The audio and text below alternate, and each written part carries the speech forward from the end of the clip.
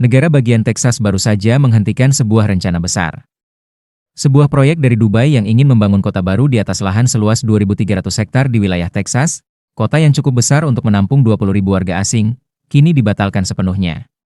Bukan karena dana habis, bukan karena lahan tidak tersedia, dan bukan pula karena pengembangnya berubah pikiran secara sukarela. Proyek ini gagal karena pihak berwenang Texas memahami rencana yang sedang disusun, dan memutuskan untuk menolaknya. Apa yang awalnya hanya berupa pembelian lahan secara diam-diam di sebelah timur kota Dallas, berubah menjadi penyelidikan resmi oleh Jaksa Agung, serangkaian proses hukum di 3 wilayah kabupaten, serta dukungan luas dari para politisi Partai Republik di Texas yang menginginkan satu hal, agar hukum syariah tidak pernah berlaku di wilayah Amerika Serikat. Inilah kisah bagaimana negara bagian Texas meneliti dan akhirnya membatalkan rencana pembangunan komunitas yang didanai pihak asing dan berlandaskan nilai-nilai Islam. Untuk memahami seberapa besar proyek ini, kita perlu mengetahui siapa yang berada di baliknya. Ini bukan sekadar pengembang kecil yang ingin membangun perumahan sederhana di pinggiran kota Dallas. Ini adalah operasi berskala global. Perusahaan pelaksananya bernama Holding, yang berpusat di Dubai, Uni Emirat Arab. Perusahaan ini tidak hanya membangun kompleks perumahan, melainkan seluruh kota yang dapat memenuhi kebutuhan warganya sendiri. Mereka telah membangun kota serupa di Dubai, Oman, Sharjah, dan Pulau Yas. Konsepnya dikenal dengan sebutan kota berkelanjutan, dan telah menjadi andalan perusahaan ini selama lebih dari 1 dekade. Secara tertulis, konsep ini terlihat sangat modern dan ramah lingkungan. Emisi karbon mendekati nol, jaringan tenaga listrik yang diatur menggunakan kecerdasan buatan, sistem daur ulang air, pertanian perkotaan, serta pengelolaan limbah yang berkelanjutan.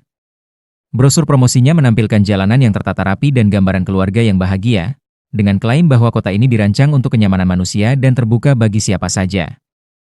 Namun, ada satu hal penting yang sering terlewatkan. Di Dubai, kota berkelanjutan bukan sekadar lingkungan tempat tinggal yang dilengkapi panel surya. Ia adalah kawasan yang sepenuhnya dikelola oleh satu pihak, di mana pengembangnya mengendalikan segala hal: sekolah, klinik kesehatan, pasokan listrik dan air, pengelolaan limbah, hingga pengaturan arus lalu lintas. Singkatnya, ini adalah sistem pemerintahan tersendiri yang dibungkus dengan citra lingkungan hijau. Di kawasan Teluk Persia, di mana peraturan kerajaan dan kepemilikan perusahaan seringkali saling berkaitan, model seperti ini dianggap hal yang wajar. Namun, situasinya sangat berbeda ketika rencana yang sama diterapkan di wilayah pedesaan Texas. Gagasan sebuah perusahaan asing yang mengelola sistem layanan sebesar kota di atas tanah Amerika Serikat menimbulkan kekhawatiran mendalam, bukan lagi soal teknologi ramah lingkungan, melainkan soal kedaulatan hukum. Versi proyek yang diusulkan untuk Kabupaten Kaufman diberi nama Kota Berkelanjutan Amerika Serikat, dengan rencana pembangunan di atas lahan seluas sekitar 2.300 hektar, kira-kira 50 km di sebelah tenggara Dallas. Jumlah penduduk yang diproyeksikan mencapai 20.000 jiwa, angka yang bukan hal sepele. Mendatangkan 20.000 orang ke daerah pedesaan yang belum memiliki status kota setara dengan membangun sebuah kota baru dalam waktu singkat. Jumlah ini bahkan lebih besar dibandingkan sebagian besar kota kecil yang ada di kabupaten tersebut, serta melebihi skala proyek apapun yang pernah dibangun oleh perusahaan holding. Coba bayangkan apa artinya hal ini. Sebuah perusahaan asing menguasai ribuan hektar lahan, menampung 20.000 warga, sebagian besar diperkirakan berasal dari luar negeri, serta membangun sistem swasembada yang menyediakan kebutuhan listrik, air, dan layanan umum secara mandiri. Semuanya dikelola sepenuhnya oleh satu perusahaan. Dengan kata lain, ini bukan sekadar perumahan, melainkan sebuah kota yang berdiri di dalam wilayah Texas, namun berjalan menurut aturannya sendiri.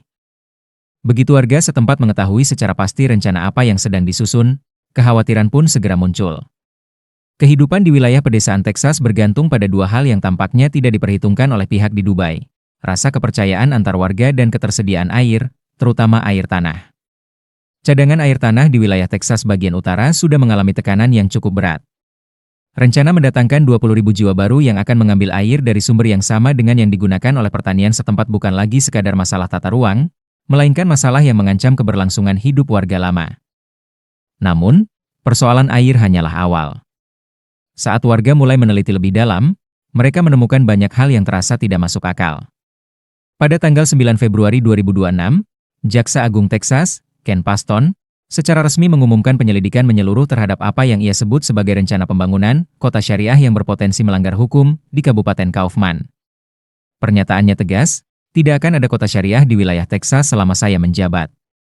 Selama Anda berada di tanah Amerika, Anda wajib mematuhi hukum Amerika. Pernyataan ini mengubah arah perdebatan secara keseluruhan. Kantor Jaksa Agung meminta akses untuk memeriksa seluruh dokumen milik perusahaan holding dan badan usaha terkait bernama Kaufman Solar LLC.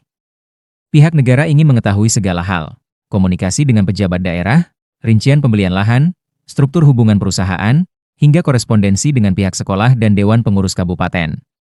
Penyelidikan ini memandang proyek tersebut sebagai potensi ancaman bagi keamanan nasional, dengan alasan kemungkinan masuknya warga asing dalam jumlah besar serta beban yang ditimbulkan terhadap pasokan air setempat.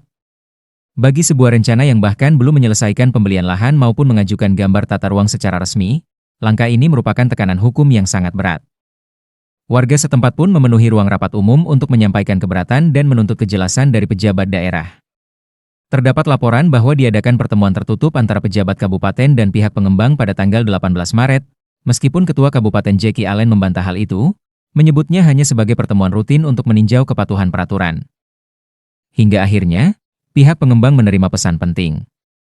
Anggota Kongres dari Partai Republik, Lance Godin yang mewakili wilayah tersebut, menyatakan bahwa ia telah menghubungi pihak perusahaan secara langsung. Saya telah berbicara dengan mereka dalam 24 jam terakhir dan menyarankan agar mereka menghentikan langkah sejenak serta mempertimbangkan kembali apakah wilayah ini memang cocok untuk proyek mereka, ujarnya. Hanya dalam waktu 24 jam setelah pernyataan itu, proyek tersebut dibatalkan. Pada tanggal 26 Maret 2026, Kantor Jaksa Agung mengumumkan secara resmi bahwa pihak pengembang telah menarik diri dari rencana pembangunan di Kabupaten Kaufman. Menurut pernyataan Jaksa Agung, rencana pembangunan kota berlandaskan hukum syariah telah berakhir. Sementara itu, pihak perusahaan holding menyampaikan pernyataan yang lebih halus, menyatakan bahwa setelah melakukan kajian teknis dan komersial secara mendalam, mereka memutuskan bahwa wilayah Kaufman tidak sesuai untuk dikembangkan. Setelah itu, Ketua Kabupaten Jackie Allen mengungkapkan satu hal penting yang sebelumnya belum diketahui publik. Pihak pengembang telah menyetujui untuk mencantumkan ketentuan resmi dalam dokumen kepemilikan tanah. Di atas lahan tersebut, selamanya dilarang membangun masjid. Artinya, ini bukan sekadar penundaan proyek, melainkan larangan yang mengikat secara hukum. Sekalipun perusahaan menjual lahannya besok, atau sekalipun ada pembeli baru yang datang 5 tahun ke depan, ketentuan itu tetap berlaku. Tidak ada lagi jalan untuk membangunnya. Namun, perjuangan di Kabupaten Kaufman hanyalah satu bagian dari persoalan yang lebih besar. Sebuah perselisihan yang jauh lebih sengit telah berlangsung selama lebih dari 1 tahun di wilayah lain, sekitar 65 km ke arah timur laut, di lahan pertanian antara Kabupaten Kolin dan Kabupaten Han. Proyek ini diberi nama yang sudah cukup jelas menggambarkan tujuannya, Epic City, kependekan dari East Plano Islamic Center, pusat kegiatan Islam di wilayah Plano Timur. Rencananya, proyek ini akan dibangun di atas lahan seluas 162 hektar di dekat kota Josephine, Texas. Rencananya sangat ambisius dan bersifat keagamaan secara terbuka, membangun lebih dari 1.000 unit tempat tinggal, sebuah masjid, sekolah dari tingkat dasar hingga menengah atas yang berlandaskan ajaran Islam, fasilitas hunian bagi lansia, klinik kesehatan, pusat perbelanjaan, ruang pertemuan warga, hingga tempat pemakaman.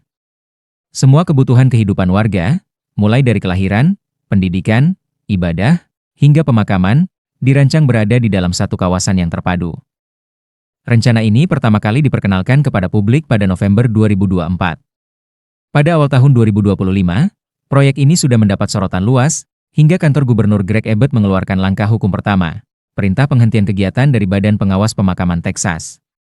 Penyelidikan menemukan bahwa di kawasan yang sudah dimiliki pengembang telah beroperasi layanan pemakaman tanpa izin resmi.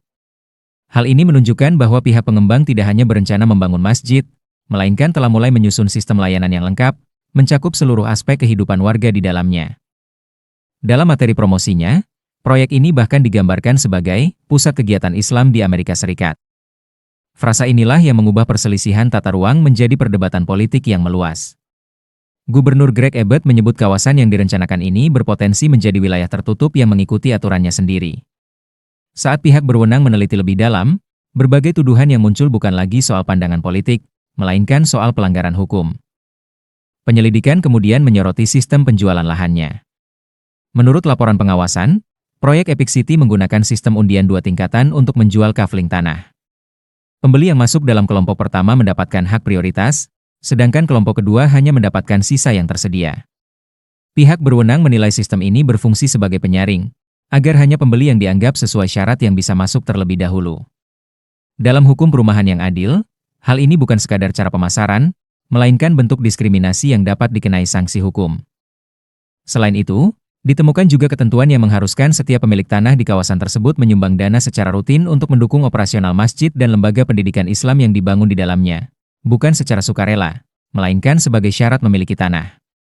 Artinya, jika ada warga non-muslim yang ingin membeli rumah di sana, ia tetap harus membayar untuk membiayai lembaga keagamaan yang tidak ia ikuti.